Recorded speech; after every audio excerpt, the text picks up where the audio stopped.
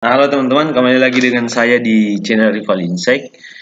Pada kesempatan kali ini saya akan menjelaskan terkait dengan indikator stokastik osilator atau eh, indikator penanda kejenuhan pasar, baik itu overbought atau over. Ketika kejenuhan pasar daya beli semakin tinggi, tingkat daya beli semakin jenuh dan tingkat daya jual atau biasanya bahasa kerennya itu overbought dan oversold.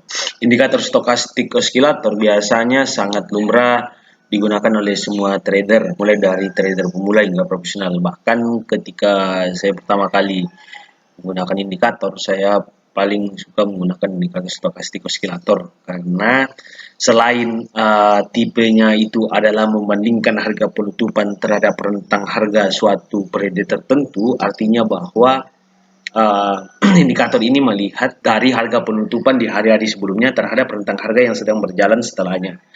Jadi walaupun kadangkala indikator ini depend dalam suatu keadaan dengan fluktuatif tinggi, namun ketika berada dalam masa-masa yang tidak fluktuatif atau tidak dalam masa fundamental, biasanya indikator ini sangat baik atau sangat mujarab. Oke, kita lanjut ke cara menggunakan, kemudian cara settingnya seperti apa, kemudian kapan melakukan opsi buy, opsi sell, take profit, dan stop loss. Oke, langsung saja.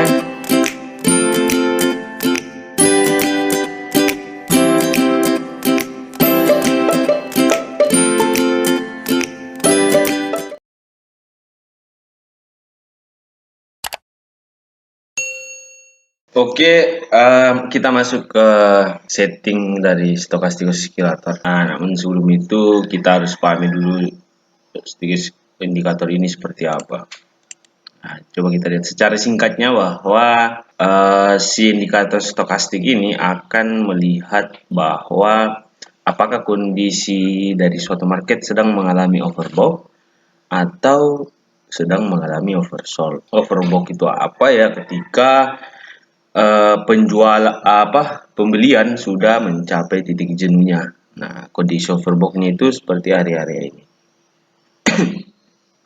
Ini overbought, ini overbought, ini overbought. Ketika kondisi overbought, maka kita melakukan opsi sell. Opsi sell di sini berarti sekitar sini, opsi sell di sini berarti sekitar sini. Kemudian ketika harga oversold, berarti kita melakukan pembelian. Oversold-nya di mana ya? Di sini, di sini, di sini. Nah, seperti itu secara singkatnya terkait dengan stochastic oscillator. Tapi bagaimana setting dari stochastic oscillator itu kita dapat lihat di sini. Kita masuk dulu ke MetaTrader, kemudian kita pilih oscillator, kemudian stochastic oscillator. Nah, dari beberapa setting yang sudah saya lakukan, saya mengambil angka 8 untuk persentase period, kemudian day periodnya 3, slowing 3, kemudian di sini saya ambil close, kemudian sini saya ambil sebagai eksponensial. Nah, untuk yang color dan yang lain-lain itu terserah, kemudian kita oke. Nah, dari mana saya mendapatkan 833? Itu saya melakukan 833 dan eksponensial itu saya sudah melakukan survei dan pengamatan yang cukup panjang.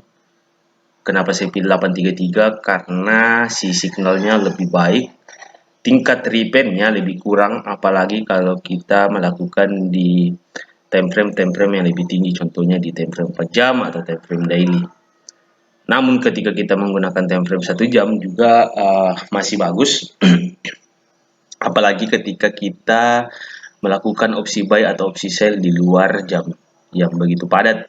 Contohnya di luar jam 7 malam atau misal di luar jam 2 siang dan seterusnya. Karena itu merupakan sisi market overlay, jadi perlu kita tinggi. Nah, cara penggunanya bagaimana? Ya cukup simple. Yaitu ketika harga atau ketika si grafik stokastik sudah di atas angka 80 berarti kondisi sedang overbought. Kondisinya di mana ya? Kondisinya di sini. Oh iya, berbeda tadi dengan moving average yang berada di atas harga, berada di grafik. Nah, sekarang ini berada di luar grafik. Contohnya seperti ini. Jadi tidak ada dalam grafik harga tapi di bawah grafik harga. Nah, kondisi oversold itu kita bisa lihat di sini. Kita bebas, misalnya kita menggunakan warna merah. Nah, ini merupakan kondisi dari oversold. Berarti ketika kita ingin melakukan buy, berarti kita sudah bisa melakukannya di sini.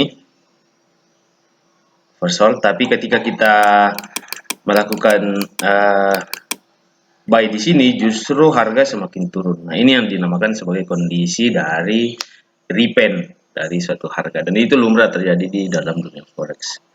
Makanya kalau ingin menggunakan stokastik, kita juga harus memperhatikan trend line. Sekali lagi, trend line.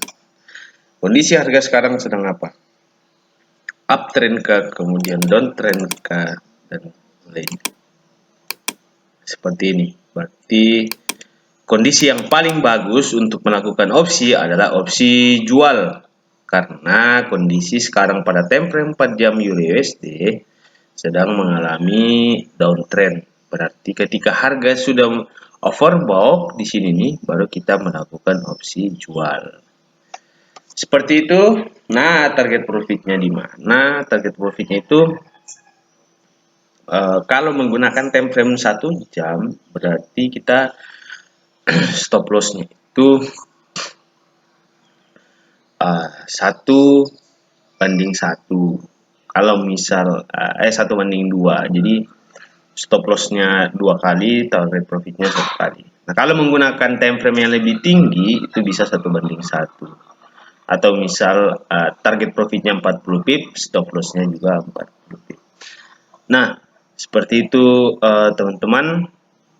Terima kasih sudah menonton di channel saya. Sampai jumpa di channel-channel berikutnya yang akan membahas terkait dengan belajar forex atau belajar trading atau belajar saham bagi pemula, sampai dengan informasi-informasi terkait saham, kripto, komoditi, forex, bond, option, dan lain-lain. Terima kasih teman-teman.